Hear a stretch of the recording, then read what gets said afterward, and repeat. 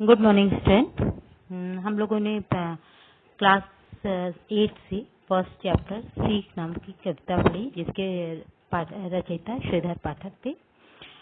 श्रीधर पाठक जी ने हमें प्रकृति के प्रत्येक बिंबों के माध्यम से सीख लेने का ज्ञान दिया है और कहा है कि इसके अनुसार हम अपने जीवन का विकास कर सकते हैं, अपने जीवन पथ पर आगे बढ़ सकते हैं और महापुरुष जैसे जीवन को गढ़ सकते हैं तथा जीवन के अंधकार रूपी अज्ञान को मिटा सकते हैं तथा ज्ञान प्राप्त कर सकते हैं। तो अब आइए हम चलते हैं बुक एक्सरसाइज पे। तो बुक एक्सरसाइज में सबसे पहले भाषा ज्ञान में है क्रियाओं से प्रेरणात्मक क्रियाएं बनाइए। तो जगना प्रेरणात्मक क्रिया मतलब एक क्रिया हम करते हैं दूसरे को करने के लिए जिससे प्रेरणा मिलती है या दूसरों को भी प्रेरित करते हैं, ऐसी क्रियाएं प्रेरणात्मक क्रिया कहलाती है। तो जगना क्रिया है, उसे जगाना और जगवाना। इसी प्रकार से सीखना से बनाना है, पढ़ना से बनाना है, चढ़ना से और झुकना और झुकाना से बनाना है। तो प्रेरणात्मक क्रियाएं आप अपने से बनाएंगे। निम्नलिखित शब्दों में प्रयुक्त, क्वेश्चन नंबर 2 है, निम्नलिखित शब्दों में प्रयुक्त प्रत्यय अलग करके लिखिए। तो जहाँ तक मैं जानती हूँ कि प्रत्यय की परिभाषा आप सब जानते हैं कि वह शब्द जो किसी अन्य शब्द के पीछे जुड़कर नया शब्द बना देते हैं, नए शब्द का निर्माण करते हैं, प्रत्यय कहलाते हैं। जैसे बल है और अगर हम उसमें नया शब्द वान लगा देते हैं तो बलवान हो जाता है। इस प्रकार से बल अर्थात शक्ति में जब वान का प्रयोग होता है तो वो बलवान किसी पुरुष के लिए या किसी भी सजीव के लिए प्रयुक्त होता है। इस प्रकार से शब्द बदल जाते हैं। जैसे खा है और उसके साथ अगर हम ना लगा दें या ऊ लगा दें तो खाना हो जाएगा या खाऊ हो जाएगा। तो इस प्रकार से जैसे खाना ना लगा दे तो खाना हो जाएगा। लिखना है ये, तो लिख अगर लिखा हुआ है कोई लिख बोलता है तो हम उसके साथ आवत लगा देते हैं तो लिखावट हो जाता है। इसी प्रकार सामाजिक है तो हम यहाँ पर प्रत्यय अलग करने की बात करी जा रही है। तो बलवान जैसे बलवान, तो बल धनवान। और खाऊ है तो खा धन ऊ, लिखावट है लिख धन आवत। समाज है तो समाज एक, और मानवता है तो मानव धन ता। पढ़ाई है तो पढ़ धन आई।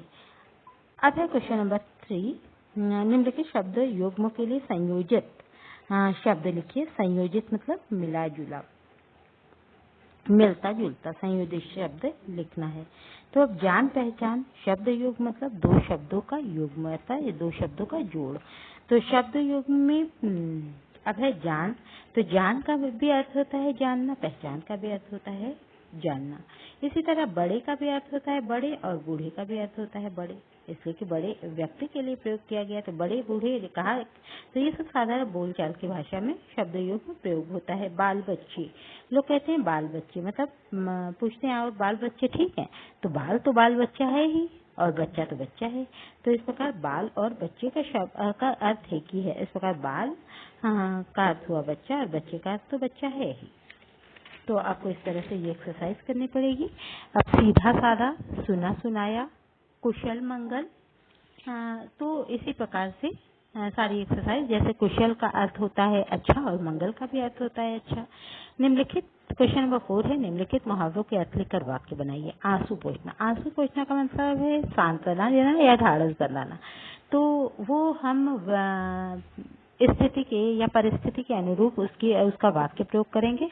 तो आंसू पोंछना, मान लीजिए कोई बहुत परेशान है या कोई बहुत दुखी है तो कोई उसके आंसू पोंछता है अर्थात उसे सांत्वना देता है। तो ये वाक्य प्रयोग आप अपने हिसाब से कर सकते हैं। मैं पुरानी बुक का भरा हुआ है तो उस साल के स्टूडेंट ने अपने हिसाब से किया था, आप भी अपने हिसाब से वाक्य प्रयोग करेंगे। अर्थ तो यहाँ से लेंगे।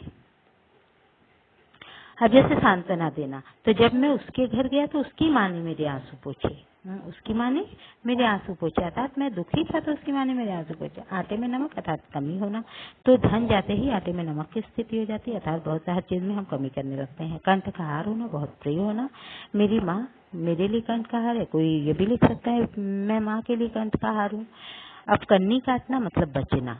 हाँ, अक्सर होता है कि जब हम कोई गलतियां करते हैं तो अपने पेरेंट्स से कन्नी काटते हैं अर्थात बचते रहते हैं या अपने टीचर से बचते रहते हैं। तो इस प्रकार से आप लिख सकते हैं कमर कसना, तैयार होना। तो आप ये भी लिख सकते हैं कि परीक्षा की तैयारी के लिए मैंने कमर कस ली।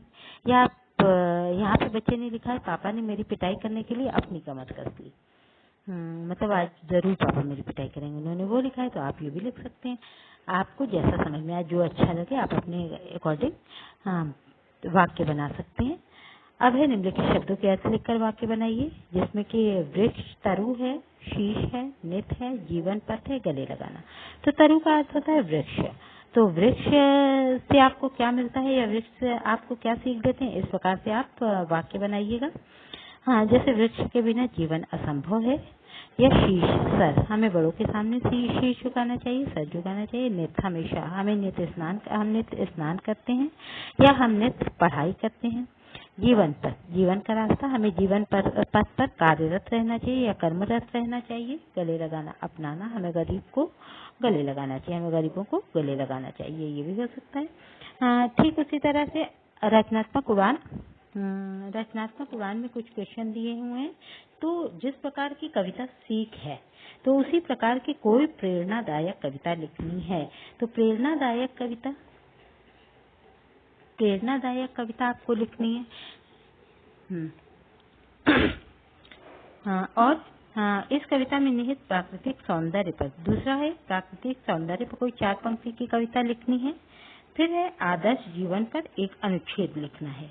आदर्श जीवन पर अनुच्छेद, अनुच्छेद मतलब पैराग्राफ। तो आदर्श जीवन के लिए आपको एक पैराग्राफ लिखना है। ये क्वेश्चन आप अपने से करेंगे। फिर है स्मरण परीक्षा, मतलब आपकी रीजनिंग देखनी है, आपकी याददाश्त देखनी है कि आपको क्या कितना याद रहता है। तो उसमें है कि अपने जीवन को, आपके जीवन में कोई घटना हुई हो, कोई ऐसी घटना हुई हो जिसके बारे में आपको विशेष प्रेरणा, जिस घटना ने आपको प्रेरित किया हो, प्रेरणा दी हो, आपको वो बात लिखनी है।